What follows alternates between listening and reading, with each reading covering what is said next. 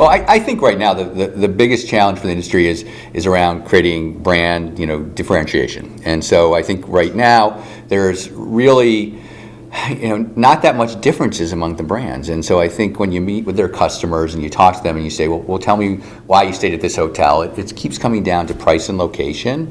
And so I think the opportunity, the challenge is, well, how do you make yourself different? How do you really create a hotel that's different than the guy across the street? How do you create that loyalty going forward and really make it so that customers feel strongly about that, like they do in some other areas, like when you see retail brands, that people feel very strongly about. So to me, that's probably the big challenge. So in the near term for the industry, I think that continuing to expand overseas, that's the discussions I'm spending a lot of my time talking about with companies. And so where are the future markets going to be? We've had the discussions around BRIC, and now it seems to be more and more discussions around, Africa, maybe the next generation, 10, 15 years down the road. Continued focus on some of the BRIC countries, working in really trying to get China into a big market at the same time, trying to crack the code in India. That's one.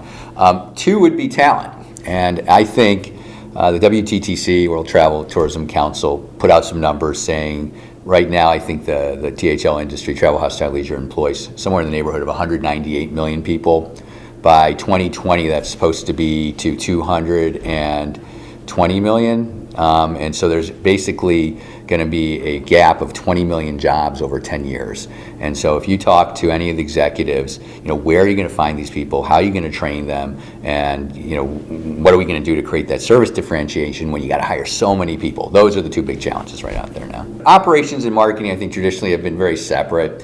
And that's got to change, because if you look at social media, for example, and you say, well, who owns that? And clearly, it's a great opportunity for a hotel to be able now to deal directly with their customer, but is that supposed to be operations to say, okay, I'm going to send you a tweet that I need a pillow in my room? Or is it supposed to be marketing that when I land in Atlanta, you send me something about a special at your hotel, a dinner reservation, and so forth?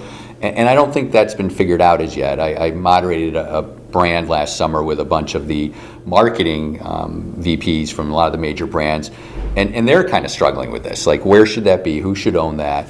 And I think going forward, you really have to almost create this new kind of customer experience department, which will encompass brand, it'll encompass operations, and it's all about delivering excellence and delivering quality service to the customer. And I think some of the companies are starting to head that way and kind of change the model from the very silo-based companies that we have now, where there's a department head, to more fluid kind of people working together to deal with, creating that unique experience. That's got to change, or else it's just going to go back to price and location. And then it goes back again to people, being able to attract talent, being able to retain talent, being able to train talent.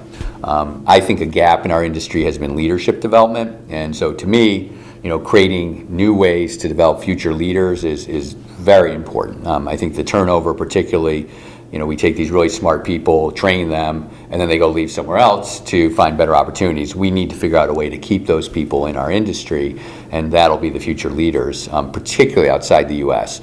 And so, to me, also leadership development and talent's key.